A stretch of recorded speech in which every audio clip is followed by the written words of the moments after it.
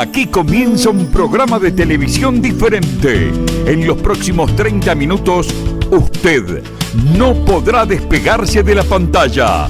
Ya está pronto para salir al aire nuestro conductor, Jorge Bonica. Hace muchos años es la imagen de la veracidad en el periodismo. Se encienden las luces, se prenden las cámaras. Aquí comienza La Pura Verdad. Adelante, Jorge.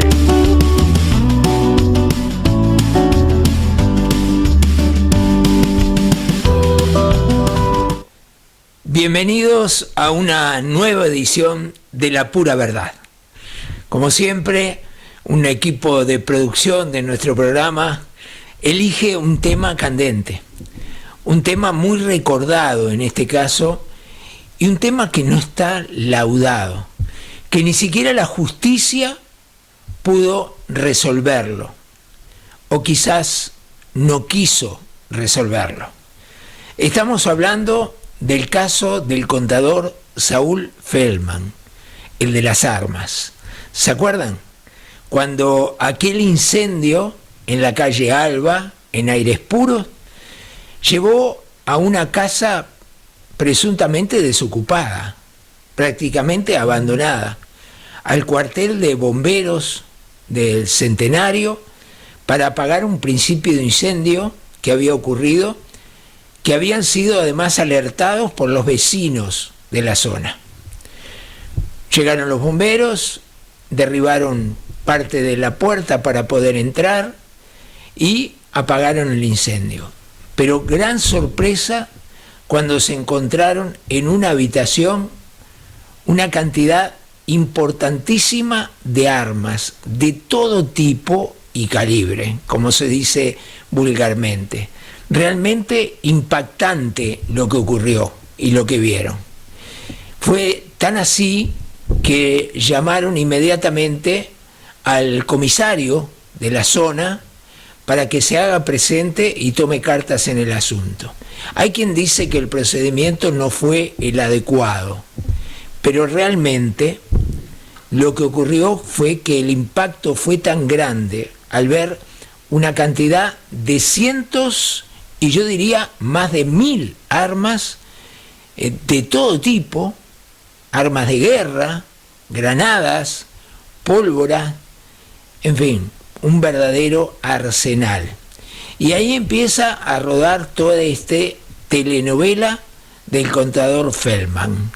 Empieza además porque llegan al lugar a hacerse cargo de esta situación un coronel que le decían cubano pero era uruguayo, sí, había sido preparado en Cuba, de apellido Castillo, que estaba asesorando en ese momento al Ministerio del Interior. Se hace cargo y inmediatamente empieza inteligencia a captar lo que había pasado. Y queda en la mira Saúl Feldman. Saúl Feldman. Lo ven en las inmediaciones del lugar. Lo persiguen y va hacia su casa, donde era su vivienda, en Shangri-La, que es un balneario de la Costa de Oro, muy cercano a Montevideo, aproximadamente a 20 kilómetros del puente Carrasco, del arroyo Carrasco, donde es el límite entre Canelones y Montevideo. Y allí empieza toda esta macabra historia, porque allí llegaron funcionarios y un agente de apellido Morena llegó a la casa a ver qué pasaba con Feldman, a citarlo porque debía concurrir. Él salió en un principio de la casa. Nos cuentan los vecinos que en ese momento le dijo: me voy a abrigar y vuelvo enseguida a ponerme algo. No volvió más. El agente Morena se arrimó a la ventana del frente y recibió un impacto de una escopeta calibre 12 con unas municiones extrañas que se usan para cazar animales salvajes, que en ese momento lo derribó y murió posteriormente. Y ahí empezó toda la gran historia. Se llamó inmediatamente al juez, y el primer juez que debió actuar, que estaba de turno, no quiso actuar y dijo que había que llamar al juez de crimen organizado. Ese juez es nada más ni nada menos quien hoy es el fiscal de corte, el fiscal general, el doctor Jorge Díaz, que llegó al lugar también y se hizo cargo de la situación, asesorado siempre por este coronel cubano, entre comillas, de apellido Castillo, a ver cuál era la estrategia que tenían que utilizar. Los invito a ver este informe que hiciera subrayado en su momento, que nos pareció interesantísimo y excelentemente bien hecho, donde hay inclusive imágenes del lugar, de lo que pasaba en ese momento. Vemos este informe y volvemos aquí a estudios.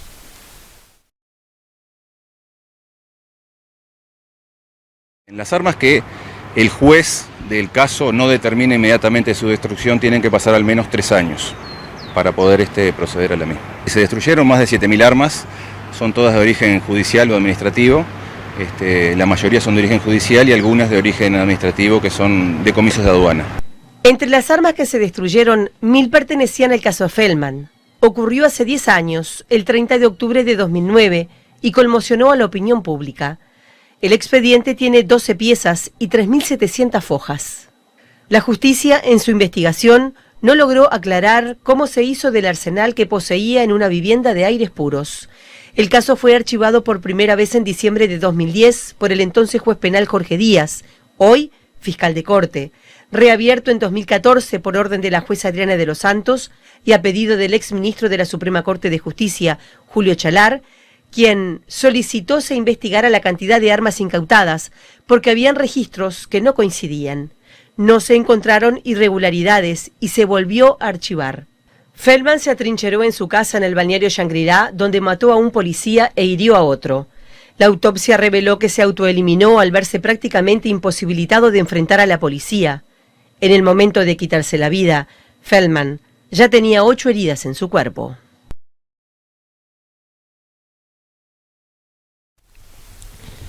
Realmente impactante la situación, la cantidad de policías que había en el lugar, y ahí viene la determinación.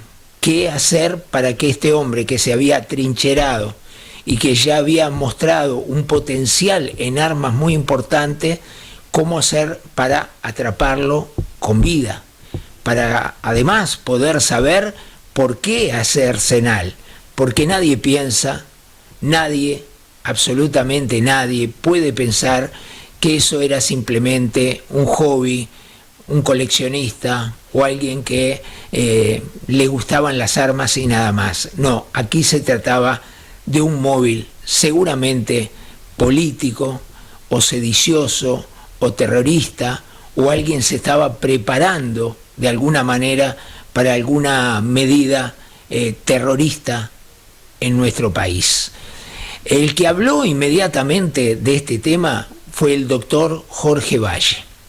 Jorge Valle inmediatamente involucró con sus palabras a los principales líderes de los Tupamaros, que en su momento también tomaron las armas, y Jorge Valle, con la picardía que lo caracterizaba, dijo en varios medios de comunicación, radios, canales y diarios, que quienes tenían la palabra para aclarar este tema era José Mujica y otro dirigente muy importante de los Tupamaros en ese momento.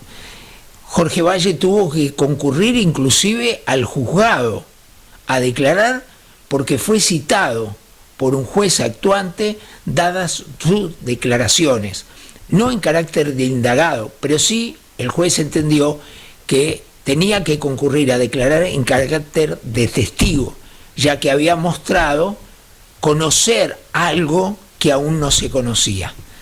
Jorge Valle, a la salida del juzgado, acompañado por su abogado, Jorge Barrera, que además es el padrino de Jorge Barrera, Jorge es el ahijado de Jorge Valle, declaraba lo siguiente: con habilidad, con picardía, pero metiendo el puñal muy a fondo. Lo vemos. Quiero decir que hice ante el juez la declaración política que correspondía y dije con toda claridad lo que he sostenido en las radios esta mañana y lo que he seguido diciendo y voy a seguir diciendo todos estos días. Se trata de un hecho político enormemente grave y yo emplazo y reitero lo que dije ante el juez y lo reitero públicamente. Emplazo a las fuerzas políticas de este país, emplazo al señor Julio Marenales y emplazo al señor Mujica a que digan para tranquilidad del país que ellos no tienen absolutamente nada que ver con esto y que ellos están hoy no por los fierros sino por los votos. Eso el país precisa que las fuerzas políticas lo digan para traer la tranquilidad necesaria. Porque un arsenal de esta naturaleza, de armas viejas y de armas nuevas, con las cuales se puede armar un regimiento con 400 granadas y 200 kilos de pólvora, no es una cosa que no nos tenga a todos asombrados y sobre todo a los que tenemos bastante edad como yo, que hemos asistido y hemos visto estas cosas en años que creíamos terminados. Y por tanto, el emplazamiento que yo he hecho ante el propio juez y ante ustedes y ante la opinión pública tiene una sola finalidad: darles la oportunidad a quienes la tienen que tener para decir claramente que con esto no tienen absolutamente nada que ver. Y eso la democracia de este país lo precisa y lo precisa en forma urgente. Muchas gracias. Pícaro, Jorge, ¿eh? Muy pícaro. Resulta que le vino a decir al juez que los tupamaros tenían que hablar y decir. Muy hábil declarante, sin duda, salió triunfante del juzgado después que se había extralimitado en lo que había dicho pícaramente y buscando también algún rédito político en ese momento. El caso de Feldman tomaba estado público y estaba al rojo vivo. A Feldman ingresaron y lo mataron. ¿Fue suicidio? Como dicen oficialmente la policía en ese momento. ¿Había orden de matarlo? Si hablaba, ¿a quiénes involucraban? El doctor Jorge Díaz manejó mal la situación y mandó a asesinar a Feldman cuando había otras técnicas para evitar que esto ocurriera. Parecería ser que el interés mayor era que Feldman muera y de esta manera nunca se supiera la verdad. Vamos a una pausa y en la segunda parte tenemos además testimonios y análisis de un ex tupamaro que también rumbea para el lado que Jorge Valle rumbeó.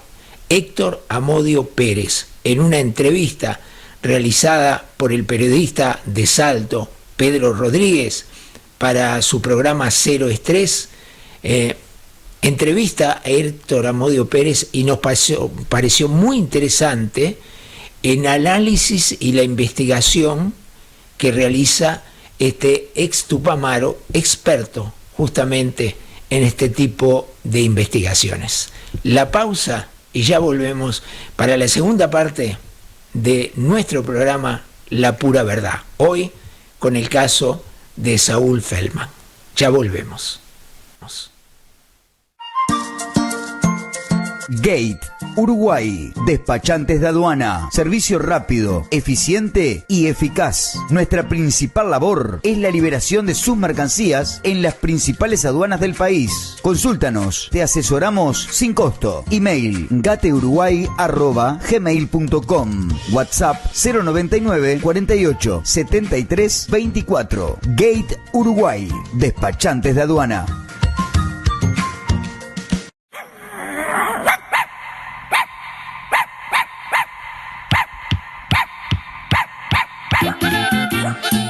El alimento completo, natural y balanceado para su máxima digestibilidad se llama Mimos. Lo rico viene con Mimos. es de óptima asimilación, saludable, excelente equilibrio y densidad de nutrientes.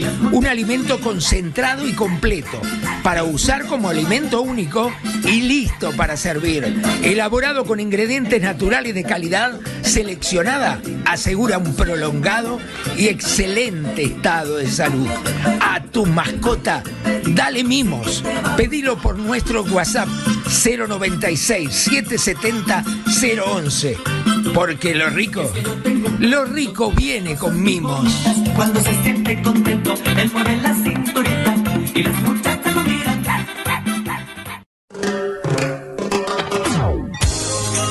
Ahora en Paso Molino, Piagua Electricidad con los mejores precios y calidad en sus productos. Todo en insumos eléctricos, productos de bazar, artículos de ferretería, insumos para celulares y mucho más. Piagua Electricidad, técnico autorizado por UTE. Aceptamos todas las tarjetas de crédito y débito. Presupuesto sin cargo al 097-105-307 o al 2304-1929. Estamos en Bolognesi 93, entre Santa Lucía y San Quintín. Los esperamos.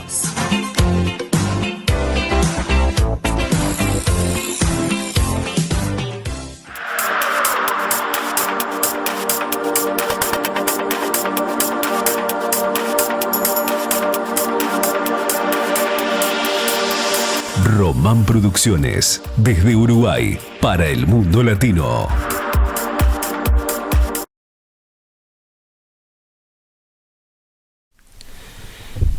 Quedaba pensando en la pausa ese protagonismo que tuvo el hoy fiscal de corte Jorge Díaz, y también un poco las consecuencias al poco tiempo que ocurrieron tan trascendentes para Jorge Díaz, porque el Frente Amplio lo propuso y logró los votos necesarios, la venia en el Senado de la República, para que sea nombrado fiscal de corte y que hoy sea una de las personas más importantes que hay en nuestro país, que maneja a su real conocimiento y antojo a los fiscales que pasaron a ser, con el nuevo código, importantísimos en lo que tiene que ver con la justicia de nuestro país.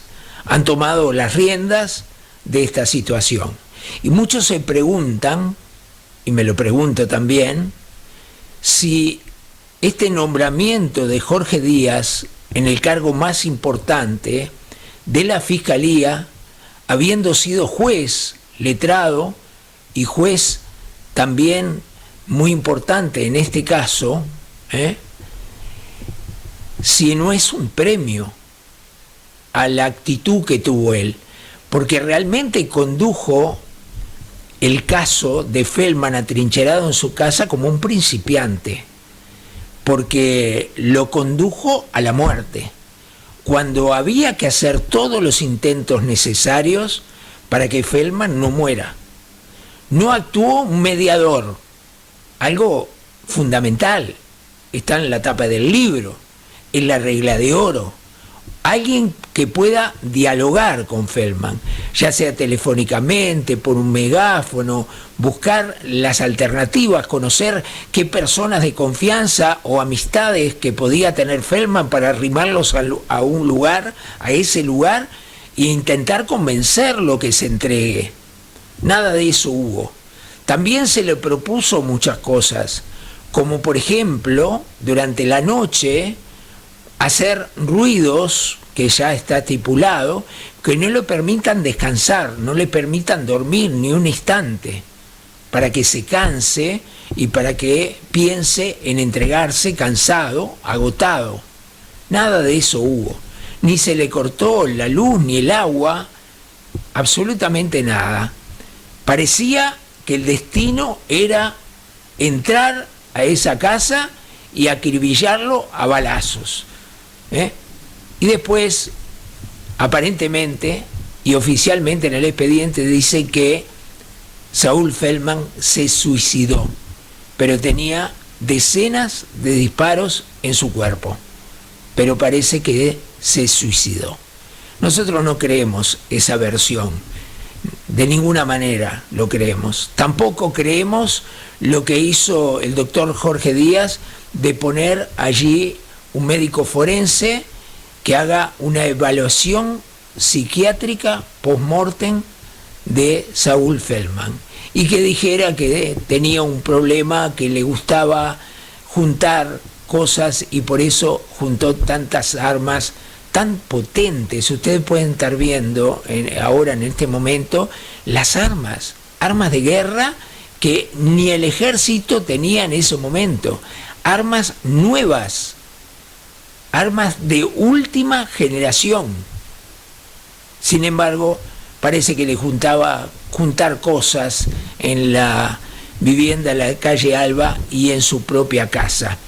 Saúl Feldman quemó muchas cosas también, pero vamos a escuchar la primera parte de Héctor Amodio Pérez, conversando con el periodista, colega y amigo, corresponsal del Bocón en Salto en este momento, Pedro Rodríguez, que en una extraordinaria entrevista logra que Amodio Pérez diga esto inicialmente. Lo escuchamos. Estábamos hablando de la muerte del contador Feldman y usted dijo, pero yo tengo una hipótesis, pero todavía no la cerré, no la terminé.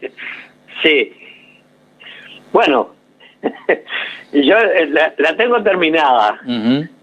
Entonces, vamos a ver. Yo voy a aprovechar. Sí. Yo me he permitido elaborar una hipótesis sobre el llamado caso Feldman, uh-huh, o el arsenal de Feldman. Es una hipótesis basada en las lecturas de la documentación a la que he podido acceder, conversaciones con algunos de los que participaron o estuvieron cerca de los acontecimientos, y el intercambio con corresponsales de Facebook una vez publicadas las fotos del médico forense. Uh-huh. Antes que nada, yo tengo que decir que es poco lo que se sabe acerca de la vida de Feldman. Uh-huh. O por lo menos muy poco lo que yo he podido averiguar. Entre los datos que faltan es saber dónde adquirió el título de contador que se le adjudica, uh-huh, dónde vivió durante la dictadura y otros datos acerca de su vida que podrían enriquecer de alguna forma el conocimiento de su personalidad. ¿No tenía título? Ya que su personalidad se le ha dado una importancia fundamental, uh-huh, para el archivo del caso, yo creo que no hay elementos bastantes como para llegar a esa conclusión. Pero bueno. Se introdujo en el tema. Dijo que estaba haciendo una evaluación, un análisis, una investigación para poder tener una respuesta a lo que él cree que había pasado. Y dice muchas cosas interesantes. Y en esta segunda parte habla también del ex juez y actual fiscal Jorge Díaz. Y habla de muchas cosas más muy interesantes, inclusive de lo que Jorge Valle dijo y de lo que él piensa, también similar a lo que el expresidente expresaba en ese momento. Lo escuchamos. Hay que recordar las palabras del coronel cubano de nacionalidad uruguaya, Washington Castillo, dirigidas al comisario Rivero al llegar a la casa de la calle Elba. Esto es un berretín. Se investigó en qué momento Feldman accedió a la propiedad de la casa de la calle Elba y de las demás propiedades, especialmente la casa de Shangri-La. Yo no lo sé. Aunque no se conoce que Feldman haya estado preso, la presencia del arsenal y sobre todo de algunas armas pudo suponerse que detrás de Feldman existía una organización política dispuesta a emplear las armas. En ese sentido, se manifestaron entonces Jorge Valle, pidiéndole aclaraciones a Marenala y a Mujica, y el entonces ministro de Defensa, Fernández Huidobro, recordó el pasado muspiano de Feldman y dijo: nosotros podemos confirmar que Saúl Feldman perteneció al movimiento de unificación socialista proletaria en 1968. Contradice esta afirmación al juez actuante, Jorge Díaz, que dijo la conocida declaración: no se tiene idea a lo que estamos enfrentados, pero descartamos el móvil político. ¿Cómo pudo saber el juez actuante que no había móvil político si ni siquiera había iniciado la investigación? Realmente interesante, contundente, lo de Héctor Amodio Pérez. El hombre sabe lo que está hablando. El hombre dio vueltas alrededor de varios temas que, a mi entender, son la esencia de este caso. Una lamentable participación de la justicia que termina archivando por 2 veces el expediente. Que no se sabe nada, que han robado armas, que no hubo un control de las armas a dónde fueron a parar, que las armas más potentes y novedosas nunca llegaron al destino que tenían que llegar, sino que fueron a parar a distintas dependencias policiales y de el ejército uruguayo, y que lo que no servía para nada después, como decíamos al principio, fueron quemadas para inutilizarlas del todo. Este episodio es una mancha muy grande para la justicia uruguaya, y tenemos la absoluta seguridad que si Feldman vivía y hablaba, hoy posiblemente estemos hablando de otra cosa muy distinta. Estaríamos hablando de la participación política, porque acá detrás de esto presumo que había un tema absolutamente político y que un sector, un grupo, un partido de nuestro país estaba involucrado con este Saúl Feldman, que tenía antecedentes de haber estado políticamente con el socialismo y la izquierda uruguaya.